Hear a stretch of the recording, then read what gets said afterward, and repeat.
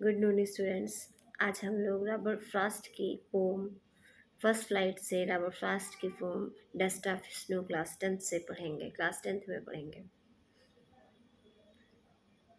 ये Robert Frost द्वारा लिखी पोएम है। रॉबर्ट फ्रॉस्ट एक अमेरिकन पोएट है। बहुत ही शॉर्ट पोएम है, बहुत ही प्रीचेबल पोएम है। और डस्ट ऑफ स्नो, सबसे पहले हम टाइटल देखते हैं। Dust of snow. Dust of snow का मतलब ये होता है कि जैसे स्नो के फ्लैक्स या स्नो की जो सार होती है उसके बारे में हम पढ़ेंगे। कि देखिए, इसको पढ़ने से पहले कुछ चीज़ें हम समझते हैं। कुछ चीज़ें जैसे हम लोग बहुत सुपरस्टिशियस होते हैं और प्री कंसीव नोशन पे फेथ करते हैं। सुपरस्टिशन में ऐसा होता है कि हम कहीं जा रहे हैं, कुछ अच्छे काम के लिए जा रहे हैं, कोई स्नेच कर देता है, कोई छींक देता है या कोई काली बिल्ली रास्ता काट देती, तो हम डर जाते हैं। और डर जाते हैं, फिर हमें लगता है अब काम हमारा सफल नहीं होगा, सक्सेस नहीं होगा। उसके लिए हम परेशान हो जाते हैं, हम डर जाते हैं। तो ये इसी इसी पे रॉबर्ट फ्रॉस्ट ने इस पे बताया है कि जो चीज़ें बुरे विचार होती हैं, प्री कंसीव नोशन होते हैं, इस पे फेथ नहीं करना चाहिए। अगर हम फेथ करते हैं तो हम अपना ही नुकसान करते हैं। और कभी कभी ये जो बैड ऑमेंस हैं, ये हमें हमें गुड गुड मतलब बेनिफिट्स देती हैं।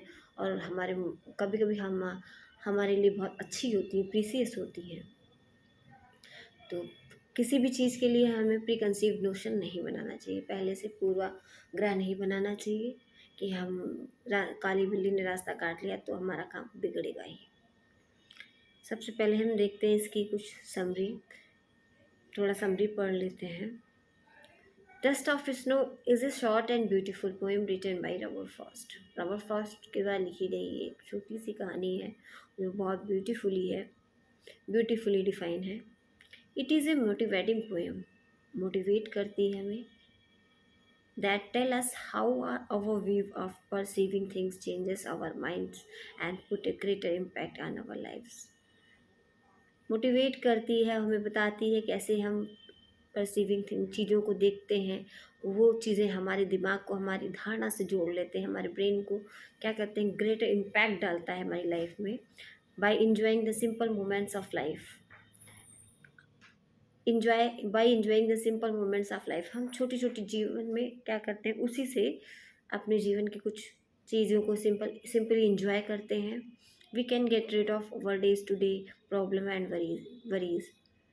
हम डेली की प्रॉब्लम्स हैं, डेली की चिंताएं हैं, वरीज हैं, समस्याएं हैं, कठिनाइयों से हम क्या छुटकारा पा सकते हैं। कैसे कैसे छोटे छोटे पल को अगर हम मूवमेंट को जी लेते हैं तो हम अपने डेली डे बाय डे जो हमारे साथ प्रॉब्लम्स हैं उनको सोल्यूशन भी हम निकाल सकते हैं और उनके साथ एंजॉय भी कर सकते हैं।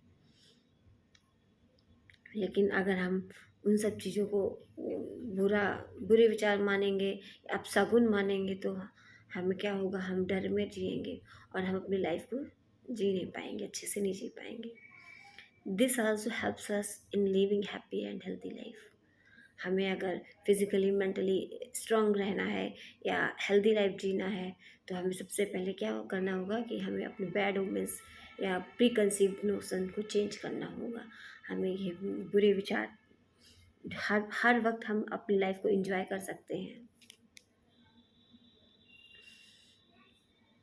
In the dust of snow poem the poet mentions A crew. इस डस्ट ऑफ स्नो पोम में पोएट ने एक क्रो को मेंशन किया है। देखिए, क्रो का सिंबल हम लोग सिंबलाइज करते हैं डेथ से। जब कोई ख़त्म हो जाता है, कोई अपना नियर एंड डियर लॉस्ट हो जाता है, जिसकी डेथ हो जाती है, तो उसके बाद उसको हम क्रो को ही सिंबल मानते हैं उसको, कि वो इंसान हमारे पास है। उसके लिए हम खाना बनाते हैं, अपने प्री के लिए, अपने नियर एंड डियर के लिए, फिर उसको क्रो को बुलाकर उसको खिलाते हैं, कौवे को खिलाते हैं। तो ये कौवा क्या है, डेथ का प्रतीक है। वो भी बुरा विचार ही है, लेकिन हम उसे अच्छा मानते हैं। हम अगर अच्छा मानते हैं तो हमारी धारणा इससे जुड़ जाती है कि ये गलत है। क्रो का देख लेना, क्रो का सामने आना, क्रो का पास आना, यानी किसी की डेथ होनी है। तो और दूसरा चीज़, हेमलॉक ट्री एक ऐसा ट्री होती है जो पॉइजनस ट्री होती है विद वाइट फ्लावर। सफ़ेद फूल वाले, उसमें सफ़ेद फूल आते हैं और वो पॉइजनस प्लांट होता है, तो उसको भी हम लोग गलत ही निगेटिव में वे में ही लेते हैं। तो दोनों चीज़ निगेटिव है, हेमलॉक ट्री भी निगेटिव है और कौवा भी निगेटिव है।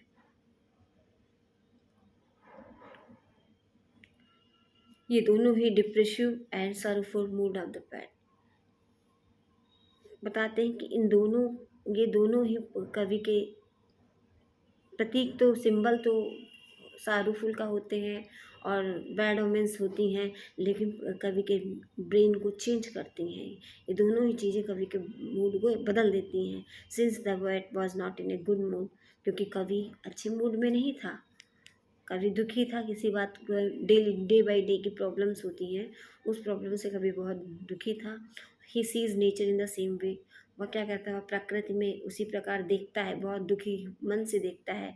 And describes nature's bitter side to express his feelings, nature का जो बिटर साइड है वो भी एक्सप्रेस करता है, कड़वाहट नेचर की एक्सप्रेस करता है कि अपनी फीलिंग्स को एक्सप्रेस करता है कि ये चीज़, ये ट्री जो प्लांट है ये इतना ज़्यादा, ये पॉइजनस ट्री है। क्रो भी डेथ का प्रतीक है, लेकिन यहाँ कवि ने इतने ब्यूटीफुली डिस्क्राइब किया है कि उसे एक अच्छा मान लिया है।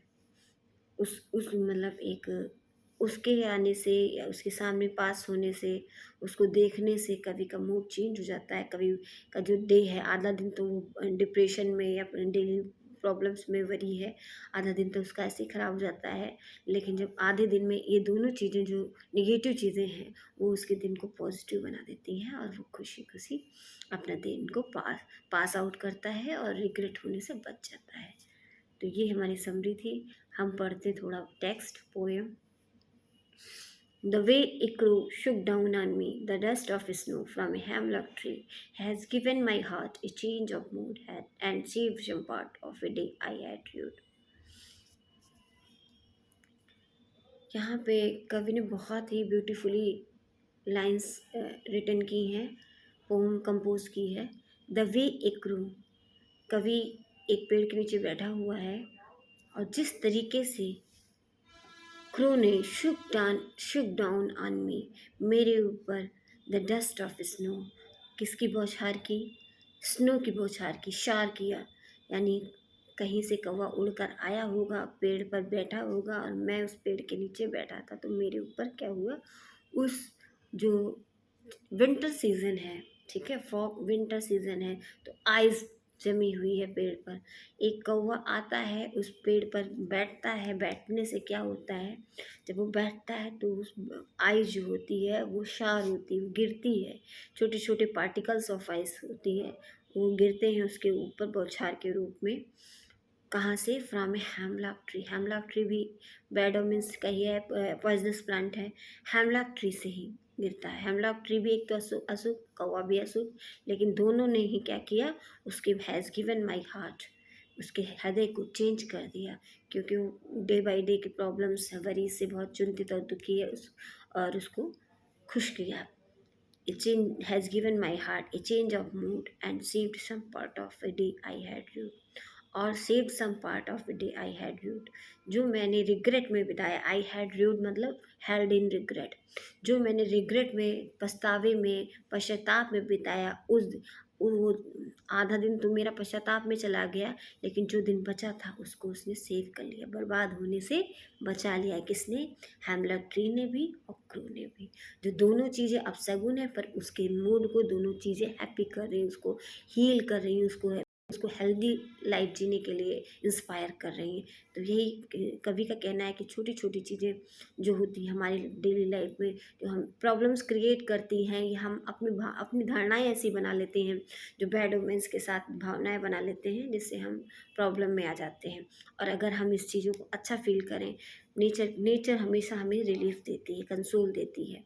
तो ये सब प्रकृति की चीज़ें हैं जो हमें कंसोल देती है।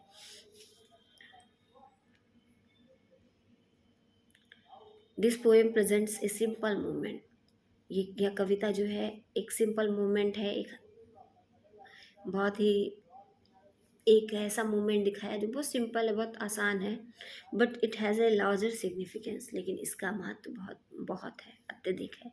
The poet says that he was in A sorrowful mood.